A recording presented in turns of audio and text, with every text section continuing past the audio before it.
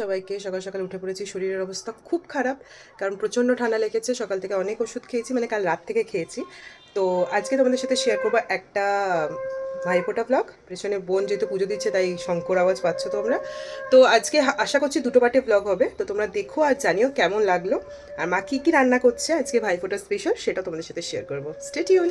আর মা আরেকদিকে করছিল রান্না। মা করছিল পমফ্রেট মাছ, চিংড়ি মাছের মালাইকারি, মুগের ডাল, বেগুন ভাজা আর মাটন। আর ওইদিকে যেহেতু মা রান্না করছিল, আমরা ঘর ফর মুছে দিয়ে আমিও আর বোন রেডি হচ্ছিলাম। তো আমি পরেছিলাম এই কুর্তিটা, আর বোন পরেছিল শাড়ি। বোন কিন্তু আমারই শাড়ি পরেছিল। আমি নামেই শাড়ি কিনি, আমার পরি আর কোনো দিন না। তারপরে কথা বলতে বলতে এদিকে চলে এসেছিলো বান্টি মামারাও। তো মা রেডি হয়ে বান্টি মামা সুমিতকে দিয়ে দিচ্ছিল ভাইফোঁটা। তারপরে আমি দিলাম, যেহেতু আমি বড়, তারপরে দিল বোন।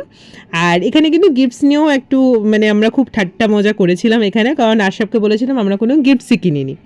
আর এইটা হলো আমার গিফটস, যেটা আমি পেয়েছিলাম একটা সেলিব্রেশন, একটা ইয়াররিং, আর ছিল একটা গিফট যেটা ওরা বাইরে ঘুরতে গেছিলো, সেখান থেকে আমার জন্য এনে দিয়েছিল। আর এইসব করে সেরে উঠতে উঠতে অনেকটাই বেলা হয়ে গেছিলো। তো তারপরে সবাই মিলে খেতে বসে পড়েছিল। পুরো ভিডিও নিতে পারিনি, কারণ এক হাতে খেতে দেওয়া আর এক হাতে ভিডিও করা সম্ভব নয়। তো তোমরা জানিও তোমরা কে কীরকমভাবে ভাইফোঁটা কাটালে। আজকের ভিডিওটা এইটুকুনি, দেখা হচ্ছে এইটারই সেকেন্ড পার্টে। টাটা।